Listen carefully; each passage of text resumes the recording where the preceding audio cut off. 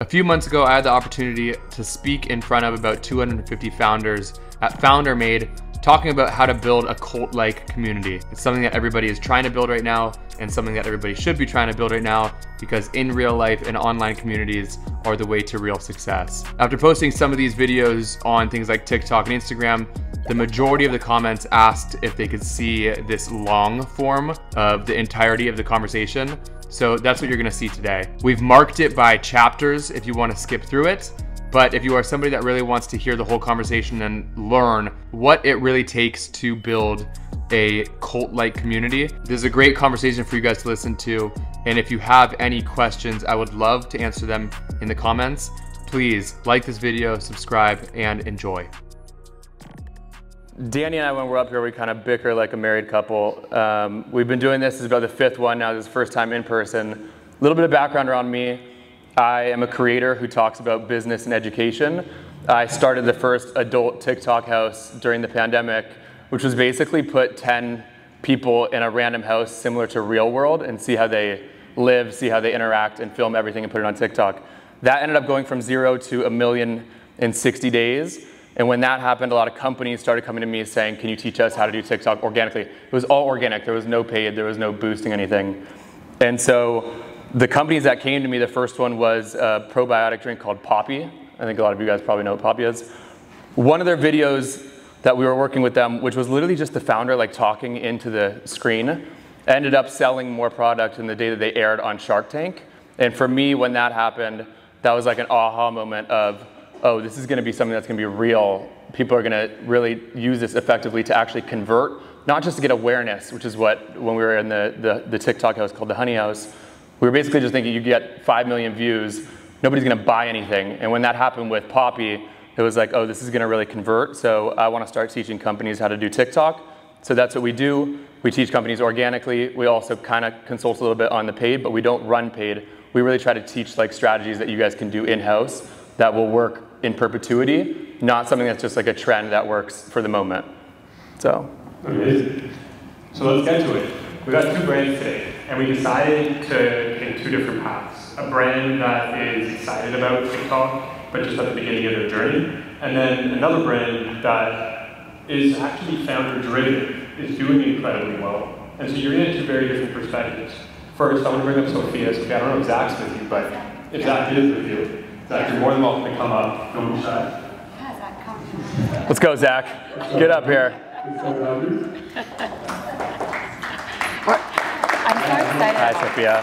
Hey, great to meet you. Great to meet you. This is literally my dream come true, because we're amazing. Yeah, I heard you just talking about TikTok before. It's great. We're going to dive into it. Yes, perfect. So why don't we do this? I'm sure a lot of people know who you are and from the past panel. But why don't you give us 15, 20 seconds. What is Tiny Organic? Why are you on TikTok? And what's been working? And we'll go from there. So before I throw it over to Zach, Baby and Toddler Meal Company, as we said on the prior panel, really want to be a kind of a friendly, trusted resource for the parent. The whole point is to introduce vegetables in a friendly and fun way, to introduce real whole foods to children, and I think we'll talk more about the current content, because I think we can do much more. I think there's the vegetable heads.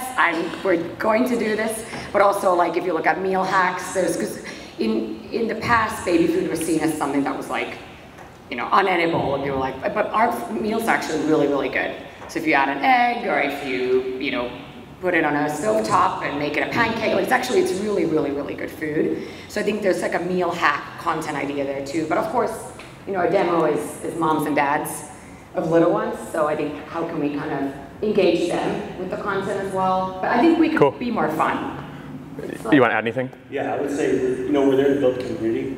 I think people want to be known, they want to be needed. I think UGC kind of fills that void of they're known, they're visible, but they're also, we need the customer feedback, right? We need those referrals, we need that loyalty engagement. I think TikTok provides the perfect outlet for that.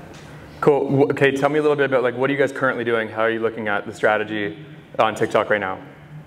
I think right now, you know, it's pretty much, as you can see, purely UGC focused. Mm-hmm. We haven't really gone beyond that for, you know, no real specific reason. I think right now, I would say our focus has been UGC trying to make it relatable to our customer and not kind of really deviating from that thought right now. And we leaned into the chord song a little bit, so a little bit of the trends. Right. That was really Cool. like engaging video. Cool. Okay, so when I first like look at this, I see about 5 or 6 different characters in the video, and if you go and kind of like zoom out and look at the whole grid of even more of the videos, you can tell that you're posting a lot of different people. The thing for me is, as a consumer, when you're scrolling on TikTok and you see that brand name, you want to be able to be like, oh, I recognize that face from another video, and now I want to watch this video. And so when there's just so many random people, it ends up not working because people don't build a relationship and a familiarity to it.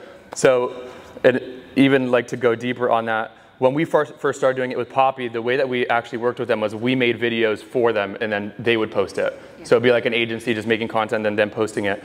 What we realized is the audience really wants to build a relationship with the brand. And like that's why when you see companies that have like an individual person that is running it, that is a clever creator, they're able to just build the community quicker because when people are scrolling, they recognize that person, now they're like, I want to watch. So the first thing for me would be like, I think you guys need to find somebody.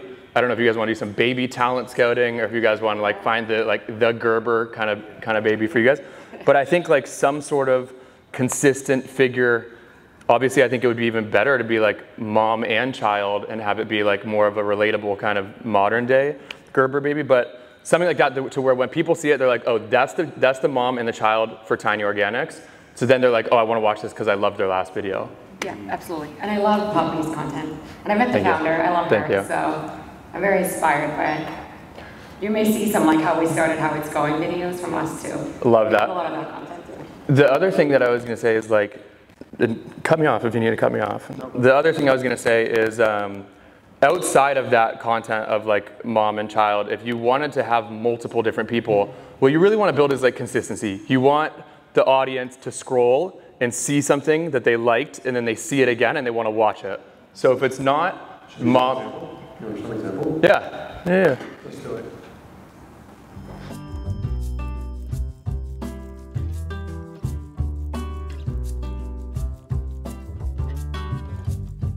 Okay, so this is actually an example of one that I would say not to post because the thing, and sorry for roasting it publicly. The thing about this though is you can tell that it's not contextual. You see this and you know that this isn't a TikTok. The bubble right there is from Instagram. The photo is from like an ad, like something that you guys filmed outside. From a branded photo shoot. Exactly. And the demo on TikTok really has like a bullshit filter of like, if this isn't like our people, if they're not like TikTok native, I don't want to watch it because immediately it feels like an ad. And the last thing that you want people to think is this is an advertisement. You want them to be like, oh, this is a video that I'm getting value from, that I enjoy, and then I want to watch. So this is we just pulled this one out. Like this is one that I would be less enticed to post. You can do this as an ad, not posted to the feed, but just like ran as an ad strictly. But when this is posted organic, within TikTok. Okay. But when this is posted organic, this is hard to get traction on. Yeah. And then let's play the other one too.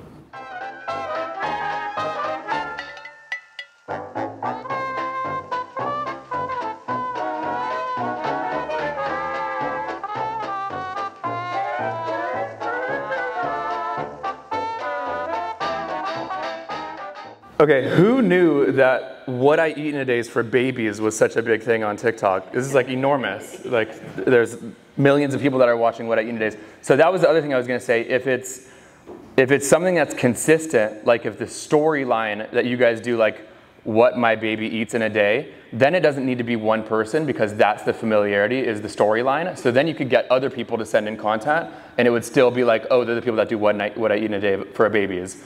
But it needs to be something that's like relatable, repeatable, and then builds relationship with the audience. I think with JT, for everyone here, what JT is getting at is building familiarity cues, but also building characters in your story. So if it's colors, if you use certain colors always, we'll start to know, oh, this has to be Tiny Organics. Why do you think, for example, on the radio, they use an audio jingle? It's because you don't have to even know what they're talking about, but you know it's Tiny Organics. So it could be a person, it could be colors, it could be a sound. And it seems like, from everything you're saying, it seems like you have the core tenets. You guys actually have, I think you were the most passionate on the last panel when you were talking TikTok. So you can tell that you really want to succeed, which is amazing. But I guess it comes back to, and we were talking about this before, is just storytelling. Like, what are core tenets? And finding that person that you can develop that relationship with is huge. Yeah, the reason why I think storytelling is so important is because people buy with emotions. They don't buy with logic. And stories are the easiest way to pull on people's emotions. Like, a typical story arc is very emotional, and that's what gets people to actually like buy in. So you mix that with like relatability of it being like a mom and her kid, then you have some real shit that people will be like, oh, I love this brand, I want to follow them. Thank you. No, of course. What we'll do, we can show the two others, because I think you put up. Oh, cool. These are like reference content that JT saw similar to what you guys were doing that might actually take it to the next level. So we'll go one. Let's make breakfast for the kids. This morning I am making sheet pan pancakes. I love doing pancakes this way without the stress of flipping them over the griddle or just doing a couple at a time. You can get the whole thing done at once right in the oven. To top our pancakes, I'm adding some frozen blueberries, frozen raspberries, and some mini chocolate chips. And then my oven is set at 425. I'm going to bake that in the oven for 13 minutes, and this comes out perfect as we're going to pizza today.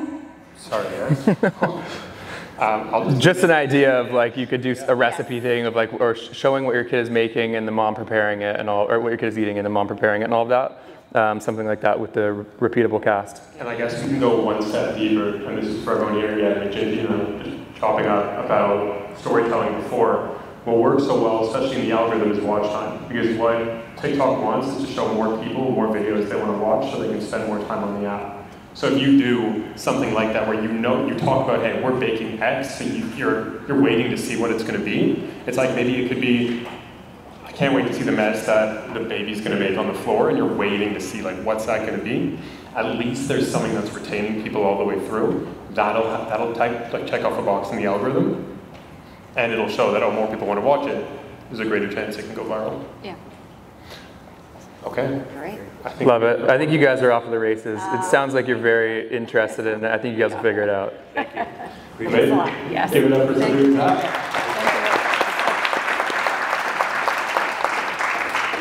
I think that's the thing. Like if there's passion for it, it's going to work. But It's something that just like I feel this way about all content. Like if you're willing to test a bunch of different things and you don't give up and you're willing to and you do your research of like things that are working, eventually something sticks. What ends up happening, particularly on TikTok, everybody joined TikTok because of trends. They saw Charli D'Amelio doing the Renegade and other people doing little things, and they jump on and they try and do a trend, holding their product, thinking that somebody is going to want to watch the whole video. And nobody wants to watch a video that's just a trend with a product in it. Now it feels like an ad that doesn't feel like it's anything that's going to be valuable. So I think you really have to sit and be like, reverse engineer, who is our demo? Who's the person that's watching this? What is something they would actually like? If it's something that they would actually consume and find value from, and we just keep testing that kind of stuff, eventually you end up figuring it out. you know something cool that I heard from a creator yesterday?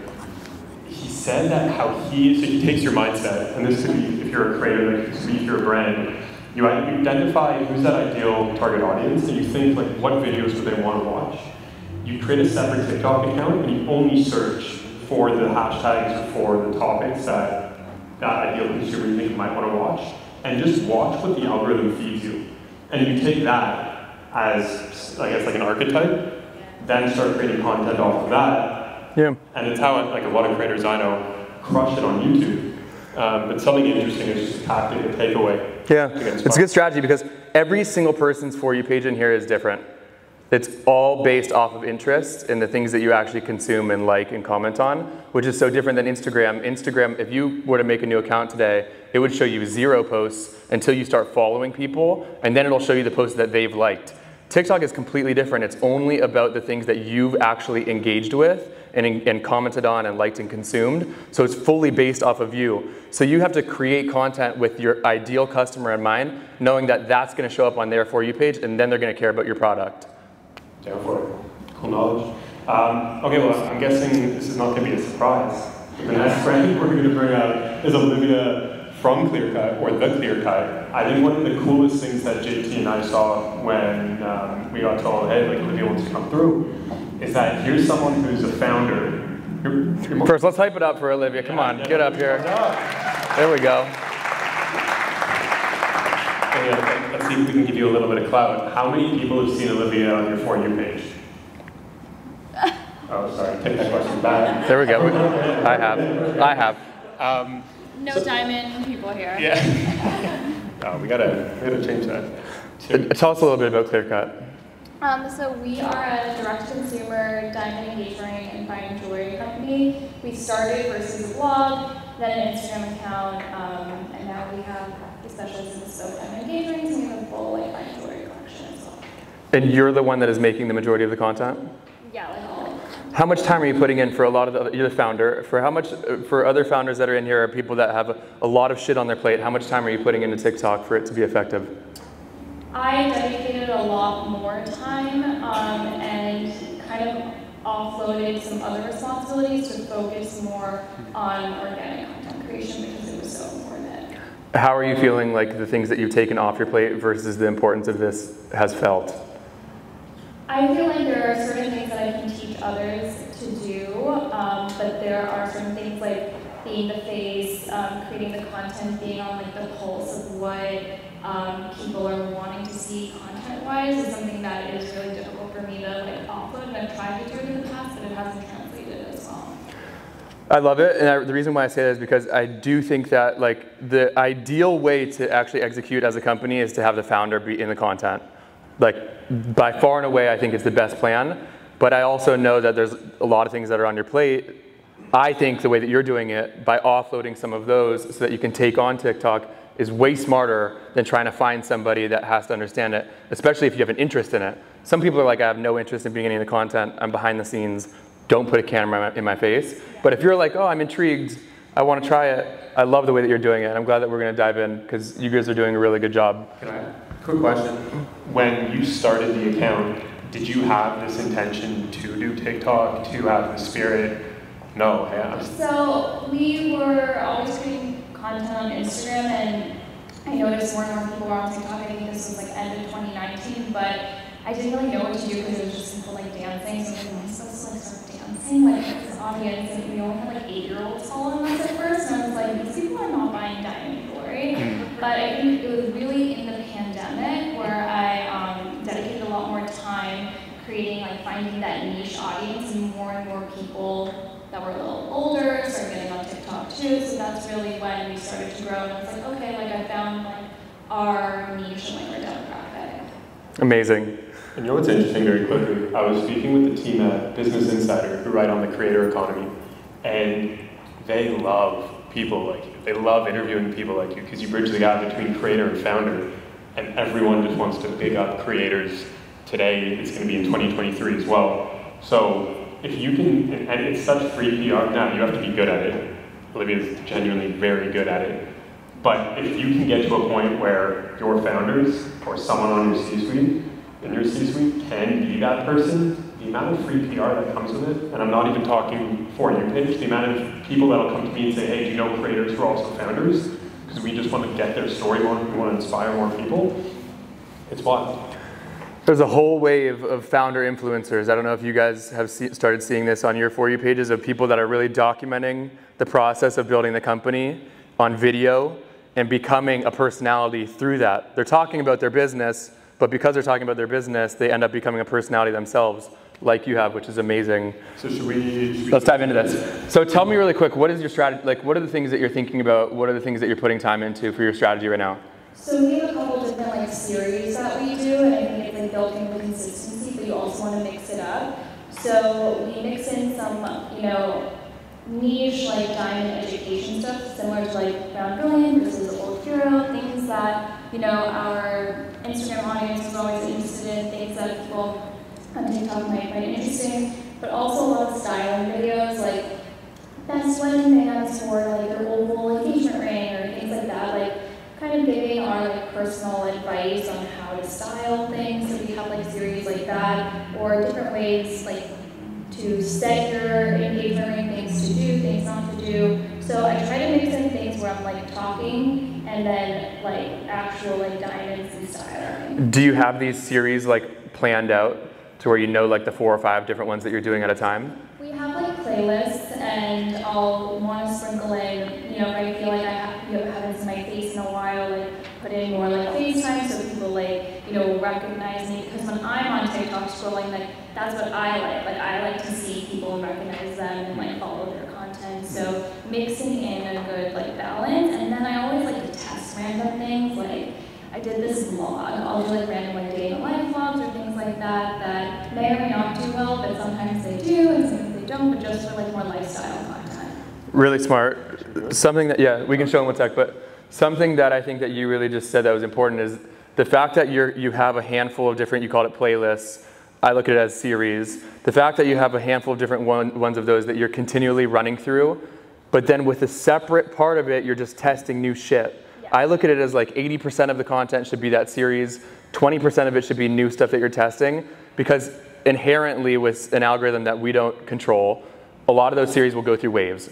Some of them will end up not working anymore. Some of them will start working, but with the ones that don't work anymore, now the new part that you've tested shit out with, now that can be the thing that fills that role. So I love that you're doing that. Let's watch one of these. Yeah. Also mixed in like trends and whatever that I can get towards. Yeah. That trends for me falls in that 20%. Yeah. It is seriously detrimental to your account if you guys are just doing trends. If you're not doing anything that is original, that is unique, that is like authentic to your brand, and you're just doing trends, you're gonna end up with people that don't care about your content and about your platform. And in the algorithm, all the new stuff that you test won't work. So I love the fact that you're doing original, new kind of series that are authentic to your guys' brand. All right, that's good.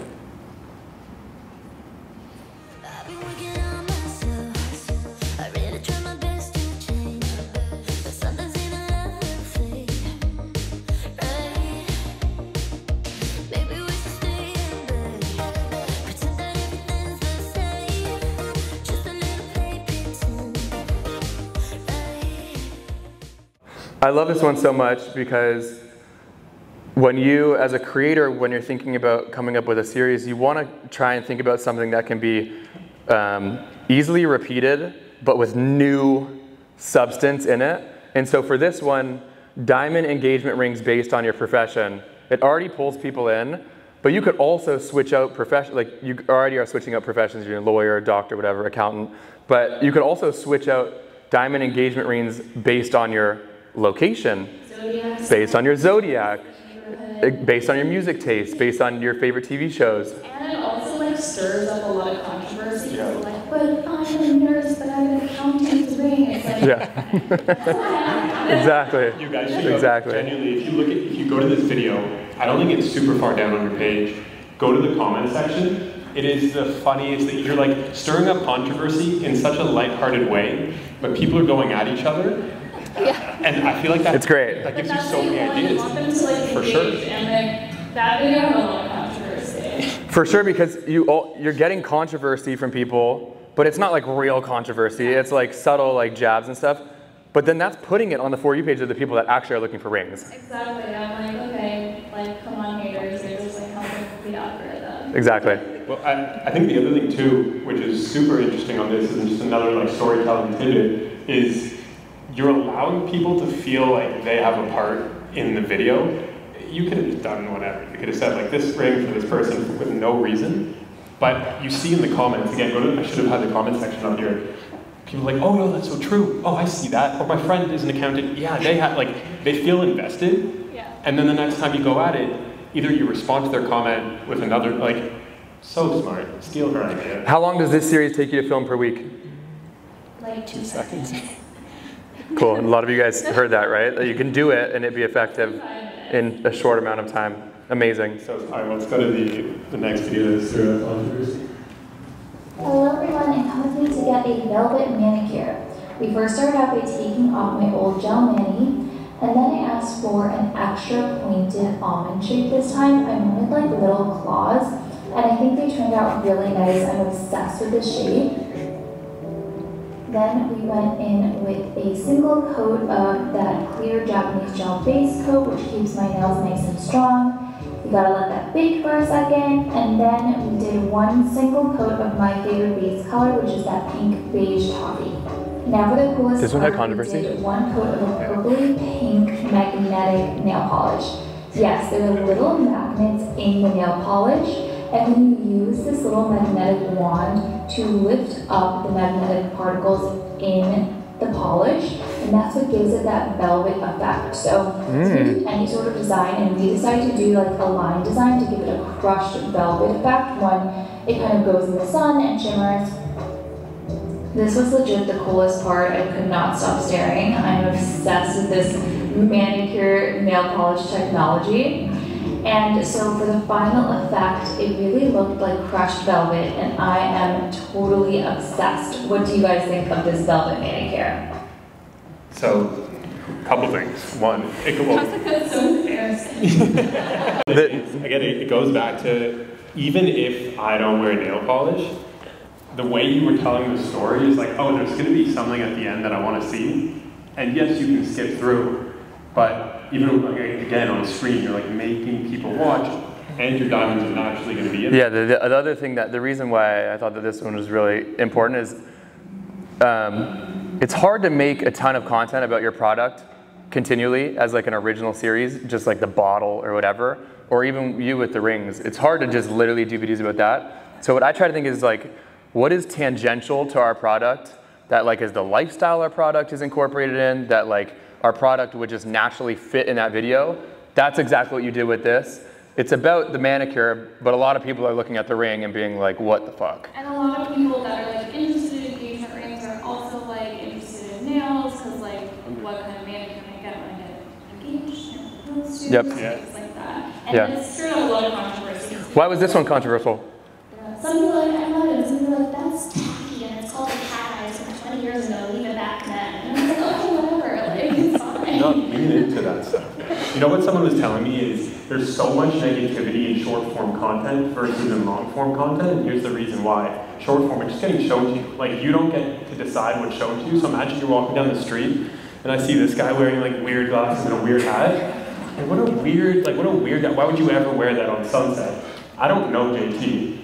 We're good friends now, but if I actually went up to him and I was like, dude, those are some weird glasses, he then can say to me, no, they're not, man, like, there's this new trend, and I'm like, oh, you know, kind of interesting, you build a relationship. So on short form, it's getting shown to the most random people around the world. Do not take negative comments, regardless of its personality, if it's voice, if it's your product.